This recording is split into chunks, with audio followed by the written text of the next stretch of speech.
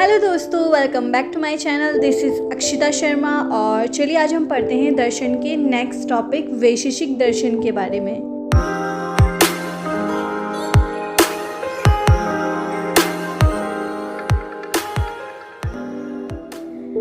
पहले मैं थोड़ा पिछले लेक्चर का रिकॉल करा देती हूँ आपको कि हम पढ़ रहे थे आस्तिक दर्शन के जो 6 पार्ट हैं, न्याय, वैशेषिक, सांख्य, योग, मीमांसा और वेदांत दर्शन। तो न्याय दर्शन हमने लास्ट लेक्चर में कवर किया था, जिसके 10 पॉइंट हमने देखे थे। ठीक है, आज हम देखते हैं वैशेषिक दर्शन के बारे में। सबसे पहले हमें दर्शन में उसके रचनाकार मतलब प्रवर्तक को याद करना है। तो क्या होगा? महर्षि कणाद। और वैशेषिक दर्शन को और भी हम अलग अलग पर्यायवाची शब्द बोल सकते हैं। मतलब इसको हम समान तंत्र भी बोलते हैं, समान न्याय भी बोलते हैं, कल्प न्याय भी कहते हैं। मतलब वैशेषिक दर्शन के ये सिनोनिम्स हैं। नेक्स्ट, जैसे कि हमने न्याय दर्शन में देखा था कि उसने 16 तत्वों का वर्णन किया था, तो वैशेषिक दर्शन में इन्होंने 6 पदार्थों का वर्णन किया है: द्रव्य, गुण, कर्म, सामान्य, विशेष, समवाय। ठीक है, ये एज इट इज़ आपको लर्न करना है। उसके बाद प्रमाणों की संख्या वैशेषिक दर्शन ने बताई है 2, प्रत्यक्ष और अनुमान। उसके बाद ये परमाणुवाद को स्वीकारता है और आरंभवाद को मानता है। परमाणुवाद किसे कहते हैं? पदार्थ का वह सूक्ष्म अति सूक्ष्म भाग जो कि अविभाज्य हो। मतलब कि कोई भी ऐसा पार्टिकल, कोई भी ऐसा मैटर, उसका सबसे छोटा पार्ट जो आगे और डिवाइड नहीं हो सकता, उसे परमाणुवाद कहते हैं। मतलब उसे परमाणु बोलते हैं और उसको ये वैशेषिक दर्शन एक्सेप्ट करता है उस थ्योरी को। ठीक है, और आरंभवाद को मानता है। आरंभवाद भी आप अच्छे से जानते हैं कि संसार जो है ये विभिन्न परमाणुओं से मिलकर बना है। ठीक है, एक परमाणु दूसरे परमाणु के साथ मिलकर द्वैणुक की उत्पत्ति करते हैं और 3 परमाणु मिलकर त्रैणुक की उत्पत्ति करते हैं। यहाँ द्वैणुक का मतलब परमाणु है। तो ऐसे परमाणुवाद और आरंभवाद भी हो जाएगा। सेम टू सेम न्याय दर्शन से आपको इसका जो है कंपैरिजन कर करके याद करोगे तो आपको इजीली ये याद हो जाएगा। उसके बाद आता है त्रैतवाद। उसमें कौन कौन शामिल है? ईश्वर, पुरुष और प्रकृति। मतलब जो वैशेषिक दर्शन है वो त्रैतवाद को स्वीकारता है और न्याय दर्शन भी त्रैतवाद को ही स्वीकारता है। उसके बाद उद्देश्य देख लेते हैं कि इस शास्त्र में दुख का कारण मिथ्या ज्ञान को माना गया है। मिथ्या ज्ञान मतलब एक तरीके से झूठा ज्ञान, या हम बोल सकते हैं ब्रह्म की स्थिति। मतलब जो इंसान रियलिटी में आना ही नहीं चाहता, खुद ही अपने आप को दुख में रखता है। जैसे कि देखो, देह को आत्मा मानने से राग द्वेष की उत्पत्ति होती है। मतलब कि एक एग्जांपल से मैं बताती हूँ। कोई भी इंसान है, ठीक है, वो अपनी बॉडी को ही सब कुछ मान लेता है। तो खुद की बॉडी के लिए वो क्या क्या नहीं करता है ना, अच्छा दिखने के लिए सब कुछ करता है, पूरे एफर्ट्स करता है। फिर जब वो दूसरे बाहरी लोगों को देखता है तो कहीं ना कहीं उसके दिमाग में कंपैरिजन स्टार्ट हो जाता है ना। होता है सबके साथ ऐसा ही। फिर अगर अब उससे कोई अधिक ज़्यादा अच्छा लग रहा हो तो बुरा लगता है, जलन होती है। तो ये सारी चीज़ें क्या है? राग द्वेष है ना। तो कहाँ से स्टार्ट हुआ ये? जब खुद की बॉडी को ही उसने सब कुछ मान लिया, इतने एफर्ट्स कर रहा है उसी चीज़ पे, है ना। तो अल्टीमेट दुख किसको हो रहा है? उसको खुद को ही हो रहा है, किसी और ने आके तो कुछ नहीं कहा उसको। तो ये चीज़ है कि मतलब जो ये मिथ्या ज्ञान है, ये जो झूठा ज्ञान है जो अपन ने खुद ने ही शुरू किया है, जिसने अपनी बॉडी को ही सब कुछ मान लिया है, तो अल्टीमेट लास्ट में दुख उसी को ही हो रहा है। तो इस दुख की निवृत्ति करना इस शास्त्र का उद्देश्य है। अब आपको चीज़ें क्लियर हो गई होगी, एक बार वापस से रीड आउट कर लेते हैं। इस शास्त्र में दुख का कारण मिथ्या ज्ञान को माना गया है और जो देह को आत्मा मानने से राग द्वेष की उत्पत्ति होती है, तो इस मिथ्या ज्ञान की निवृत्ति करना इसका उद्देश्य है। अब क्लियर हो गया होगा आपको। एक बार फिर मैं बता दूं, मिथ्या ज्ञान मतलब झूठा ज्ञान। मतलब जो लोग अपनी बॉडी को सब कुछ मान लेते हैं, उनके लिए आत्मा कुछ है ही नहीं। अपनी जो इनर सोल है, जो इनर पावर है, जो लोग इन सब चीज़ों को नहीं मान के सिर्फ बॉडी को ही सब कुछ मान लेते हैं, है ना, तो क्या होगा? उनको कहीं ना कहीं दूसरों से कंपैरिजन करेंगे तो जलन होगी, राग द्वेष की उत्पत्ति होगी। तो ये सारी चीज़ें क्या है? मिथ्या ज्ञान है, जिससे अल्टीमेट दुख किसको हो रहा है? अपन को खुद को ही हो रहा है। नुकसान किसका हो रहा है? अपन का खुद का ही हो रहा है। तो इस चीज़ की निवृत्ति करना इस शास्त्र का उद्देश्य है। तो इस तरीके से दोस्तों वैशेषिक दर्शन भी यहाँ हमारा ख़त्म होता है। अब बता देती हूँ कि लर्न कैसे करना है। आपको न्याय दर्शन से कंपेयर कर करके वैशेषिक दर्शन को लर्न करना है, ठीक है। सबसे पहली चीज़ प्रवर्तक, उसमें भी आई थी। कौन थे प्रवर्तक? महामुनि गौतम। यहाँ कौन है? महर्षि कणाद। फिर एक एक्स्ट्रा है यहाँ पे पॉइंट कि समान तंत्र, समान न्याय और कल्प न्याय भी वैशेषिक दर्शन को बोलते हैं, ठीक है। और नेक्स्ट वहाँ पे कितने पदार्थ थे या तत्व थे? 16 तत्वों का वर्णन था। यहाँ कितने? 6 पदार्थों का वर्णन है। अब परमाणु की संख्या उधर कितनी थी? 4 और इधर 2। और ये परमाणुवाद आरंभवाद को मानता है, न्याय दर्शन भी इन दोनों चीज़ों को मानता है। फिर त्रेतवाद, वो भी त्रेतवाद को मानता है। फिर उद्देश्य, उसका उद्देश्य अलग है, इसका उद्देश्य अलग है, जो हमने अभी अभी समझा था। तो इस तरीके से कंपेयर करके याद करोगे तो तुम्हें आसानी से याद हो जाएगा। छोटा ही था ये तो, बहुत सिंपल था। अब नेक्स्ट देख लेते हैं हम सांख्य दर्शन। इसके प्रवर्तक कौन है? महर्षि कपिल। अब इसने कितने पदार्थों का वर्णन किया है या तत्वों का वर्णन किया है? इसने 25 तत्वों का वर्णन किया है। तो 25 तत्वों में 8 प्रकृति, 16 विकार और पुरुष ये शामिल हैं। 8 प्रकृति देख लेते हैं हम कौन कौन सी है।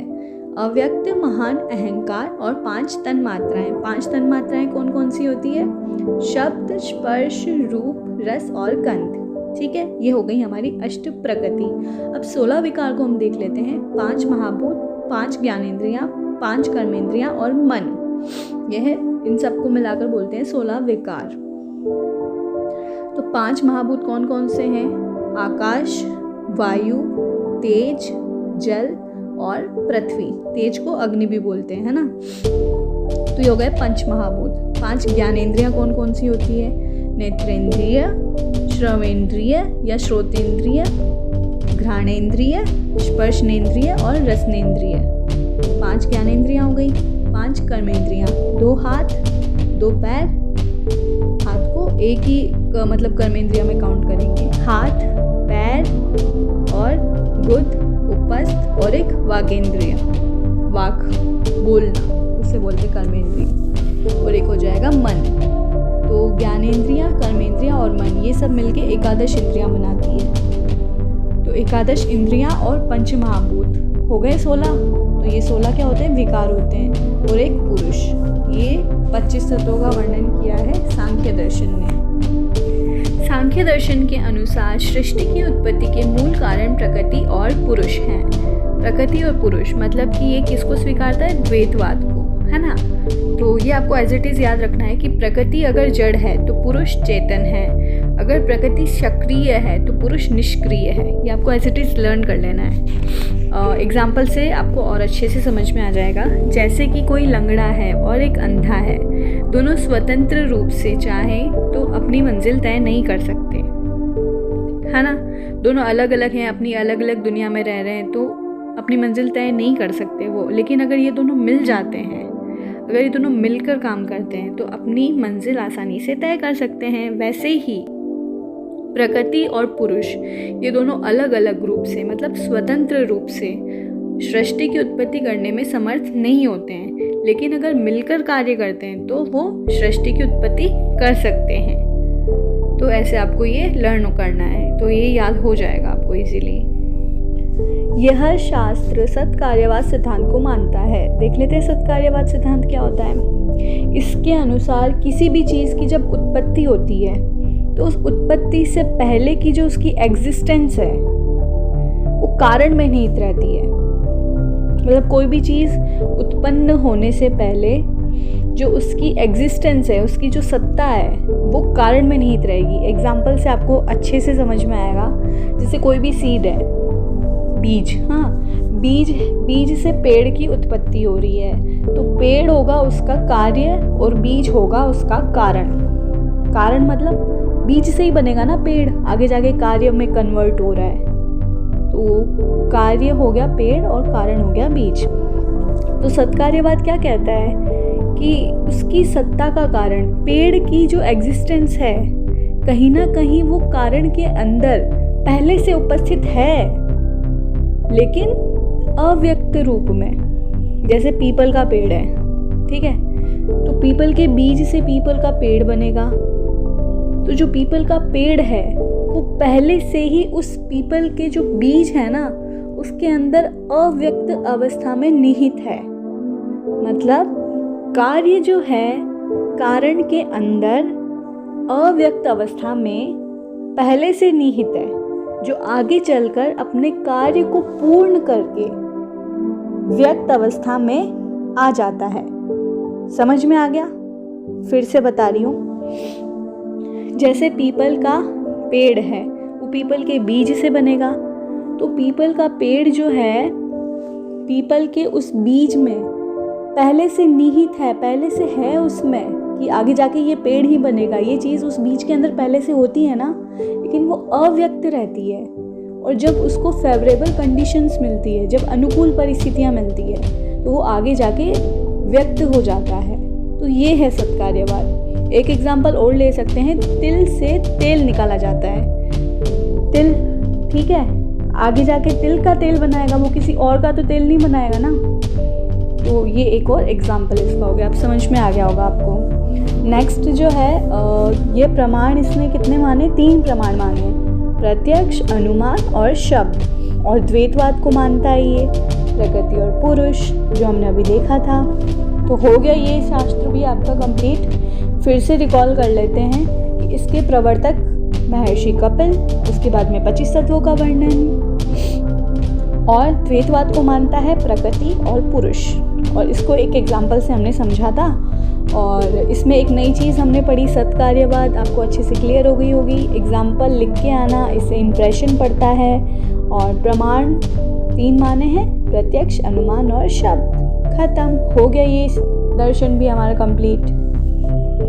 तो दोस्तों, इस तरीके से हमें दर्शन को पॉइंट टू पॉइंट लर्न करना है। और अगर आप कंपेयर करके लर्न करोगे तो आपको ये चीज़ें इजीली लर्न हो जाएगी।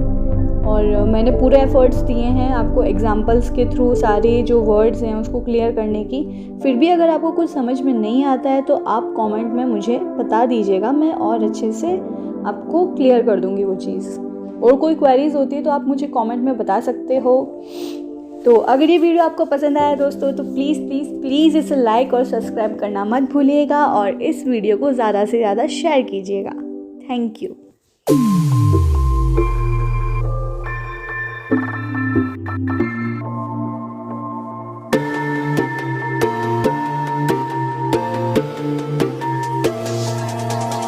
Yeah.